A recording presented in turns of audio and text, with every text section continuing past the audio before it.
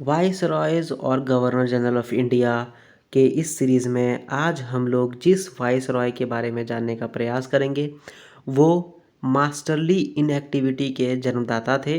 यानी कि policy of masterly inactivity को उन्होंने अडॉप्ट किया था। जी हाँ, हम लोग जानने वाले हैं लॉर्ड जॉन लॉरेंस के बारे में, यानी कि लॉर्ड लॉरेंस के बारे में। लॉर्ड जॉन लॉरेंस जो है वो भारत के वाइसरॉय थे। उनका नाम था सर, या सर हटा दो, जॉन लॉरेंस उनका नाम था। वो ब्रिटिश इंपीरियल स्टेट्समैन थे, यानी कि ब्रिटिश का एक वो नेता थे, एक तरह से वो लीडर थे, ठीक है। और उन्होंने वाइसरॉय ऑफ इंडिया के तौर पे काम किया 1864 से लेके 1869 तक, यानी कि 5 साल तक। उन्होंने भारत में जब वो कार्यकाल में थे तो उन्होंने कुछ कुछ ऐसे काम किए जो कि काफ़ी इम्पॉर्टेंट बन जाता है एडमिनिस्ट्रेशन में। यानी कि जो सरकारी न्याय था, सरकारी ढांचा था, उसमें उन्होंने क्या किया, उन्होंने उसको काफ़ी एफिशिएंट बना दिया, काफ़ी बेहतर बना दिया। लोग चाहते तो, यानी कि लोग ऑफिसर्स को बोलते या फिर जो सरकारी कर्मचारी है उनको जो बोलते वो कर्मचारी उनका काम करते। इस प्रकार से उन्होंने काफ़ी उसको एफिशिएंट बना दिया।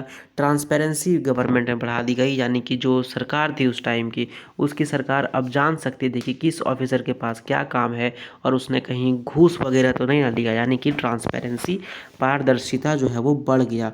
उन्होंने घूस को, करप्शन को कम करने का प्रयास किया और गवर्नेंस यानी कि प्रशासनिक तंत्र को बेहतर करने का प्रयास किया। अगर आर्थिक स्थिति में बात करें तो उन्होंने काफ़ी ऐसे रिफॉर्म्स लिए जिससे कि सरकार का, लोगों का आर्थिक स्थिति बेहतर हो सके।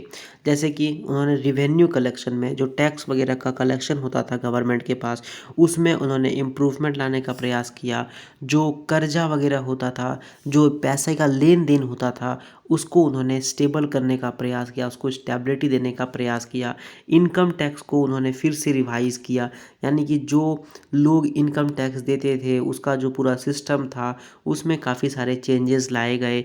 फिस्कल मैनेजमेंट कैसे, financial management, in fact sorry, financial management यानी कि कैसे पैसे का लेन देन होगा, उसके लिए उन्होंने काफ़ी काम किया। 1866 को, माफ़ करना, 1866 को उड़ीसा में एक बहुत बड़ा अकाल पड़ता है। ये लॉर्ड लॉरेंस जो है, लॉर्ड जॉन लॉरेंस के समय में अकाल पड़ता है और इस अकाल के टाइम में उन्होंने एक बेहतर तरीके से उन्होंने नेतृत्व किया और उन्होंने रिलीफ दिया लोगों को। यानी कि जो है, लोग जो थे वो सरकारी तंत्र के पास आकर के खाना पीना जो है वो कर सकते थे।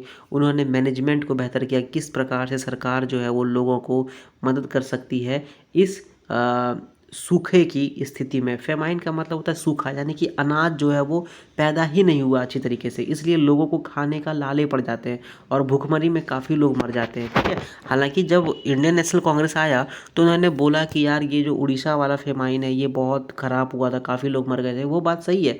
लेकिन सरकार भी अपने हाथ से कुछ ना कुछ तो करेगी ना। हर पक्ष का, हर चीज़ का दो पक्ष होता है, एक पक्ष का भी नहीं होता है। तो ये हम लोग जो पढ़ रही है सरकार वाला पक्ष है, ठीक है। उन्होंने पब्लिक वर्क पे ध्यान दिया कि किस प्रकार से लोगों को मदद मिल सके, लोगों का बेहतरी हो सके। जैसे कि जो सिंचाई होता है, सिंचाई के लिए नाले बनवाए गए ताकि पानी पास हो सके, ठीक है। और ये जो तरीका था कि नाला बनाया जाए, नाला मतलब कि एक नाला समझते हो ना, ये वाला नाला, ठीक है। इससे पानी पास होगा तो जो बगल में खेत है, जो बगल में फील्ड है, उससे जो है वो इस नाले के थ्रू वो जो पानी पास होगा उससे उस खेत में सिंचाई वगैरह हो सकता है, ताकि आने वाले समय में फिर से जो सूखा जो होता है उसका जो स्थिति है वो कम हो सके, उसका जो गंभीर स्थिति पैदा हो गया था वो आगे आने वाले समय में कम हो सके।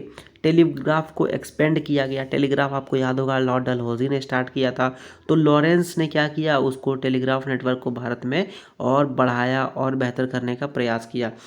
इससे क्या हुआ कि जो लोग थे उसमें कम्युनिकेशन बेहतर हो गया, लोगों में संवाद करने का, यानी कि लोगों के बीच में, लोग और सरकार के बीच में जो संवाद क्षमता है वो बढ़ने लगा। एडमिनिस्ट्रेटिव जो ऑफिसर में बात होती है वो सब चीज़ें बढ़ने लगी, जिससे कि एडमिनिस्ट्रेटिव जो तरीका है वो भी थोड़ा बहुत और एफिशिएंट हुआ।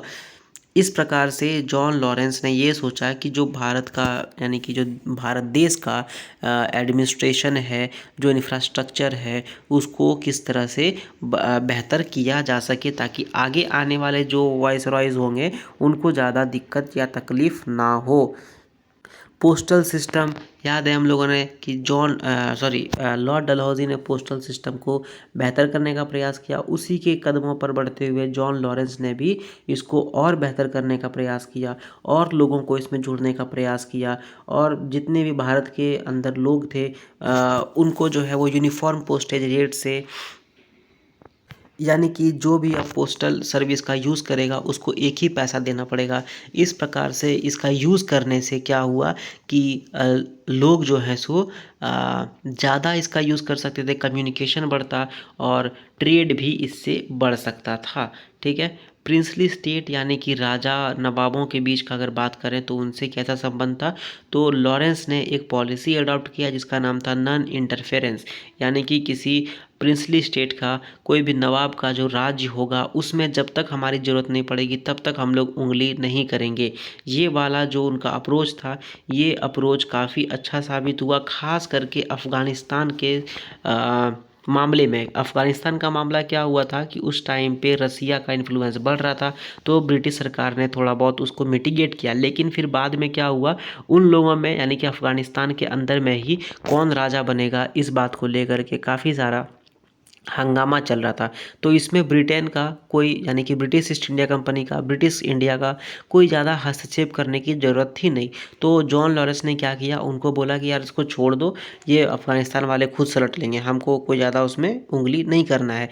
इसी पॉलिसी को कहा गया masterly inactivity, policy of masterly inactivity. तो इनके जन्मदाता कौन थे, लॉर्ड जॉन लॉरेंस थे। ठीक है। लॉर्ड जॉन लॉरेंस ने एजुकेशन को प्रमोट करने का जो प्रयास है वो आगे बढ़ाया। उन्होंने वेस्टर्न एजुकेशन को और बढ़ाने का प्रयास किया, यूनिवर्सिटीज़ का इस्टेब्लिशमेंट किया। अब कमेंट में बताओ कि कौन सा यूनिवर्सिटी का इस्टेब्लिशमेंट उन्होंने जॉन लॉरेंस ने किया था। ठीक है।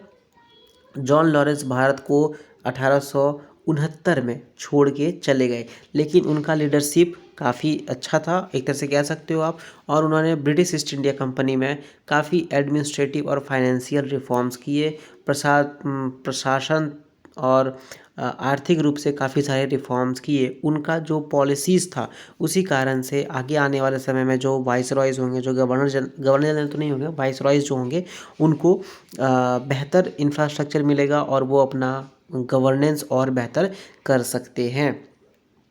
तो ये था जॉन लॉरेंस के बारे में कि उन्होंने क्या क्या काम किया है ना भारत में जब उनका स्टिंट था, तो यानी कि जब भारत में वो कार्य कर रहे थे तो उन्होंने as a viceroy of India क्या क्या इम्पोर्टेंट कार्य किया। अगर ये वीडियो आपको अच्छा लगा तो आप इसको लाइक करो, दोस्तों के साथ शेयर करो। कुछ भी पूछना या बताना है ये ले लेते हैं, ये अच्छा रहेगा। तो इसको लाइक करो, दोस्तों के साथ शेयर करो। कुछ भी पूछना या बताना है तो कमेंट करो, चैनल को सब्सक्राइब करो और मैंने जो क्वेश्चन पूछा है उसका जवाब भी दे देना। Thank you very much.